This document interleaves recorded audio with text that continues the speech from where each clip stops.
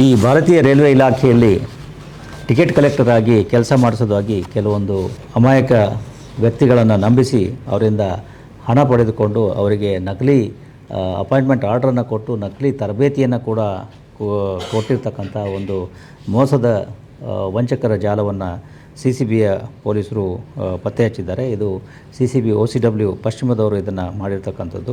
4 ಅಭ್ಯರ್ಥಿಗಳಿಗೆ ಸುಮಾರು 80 ಲಕ್ಷದಷ್ಟು ಹಣವನ್ನು ಹಂತ ಹಂತವಾಗಿ ಅವರಿಂದ ತೆಗೆದುಕೊಂಡು ಈ ರೈಲ್ವೆ ಇಲಾಖೆಯಲ್ಲಿ ಟಿಕೆಟ್ ಕಲೆಕ್ಟರ್ ಹುದ್ದೆಯನ್ನು ಕೊಡಿಸ್ತೀವಿ ಅಂತೇಳಿ ನಂತರ ಅವರಿಗೆ ನಕಲಿ ಅಪಾಯಿಂಟ್ಮೆಂಟ್ ಆರ್ಡರನ್ನು ಕೊಟ್ಟು ಅದಾದ ನಂತರ ಅವರಿಗೆ ನಾಸಿಕ್ಕಿಗೆ ಕರ್ಕೊಂಡೋಗಿ ಅಲ್ಲಿ ನಕಲಿ ತರಬೇತಿಯನ್ನು ಒಂದು 20 ದಿವಸಗಳವರೆಗೆ ಕೊಟ್ಟು ಅದಾದ ನಂತರ ಅವರು ರಿಪೋರ್ಟ್ ಮಾಡ್ಕೊಳ್ಳಿಕ್ಕೆ ಅಂಥೇಳಿ ಇಲ್ಲಿ ಬೆಂಗಳೂರು ರೈಲ್ವೆ ಇಲಾಖೆಗೆ ಬಂದಾಗಲೇ ಅವರಿಗೆ ಈ ರೀತಿ ಮೋಸ ಆಗಿರ್ತಕ್ಕಂಥದ್ದು ಗೊತ್ತಾಗಿದೆ. ಅದರ ಆಧಾರದ ಮೇಲೆ CCBಯಲ್ಲಿ ಡಿಸೆಂಬರ್ ತಿಂಗಳಲ್ಲಿ ಅವರು ದೂರನ್ನು ಕೊಟ್ಟಿದ್ದರು.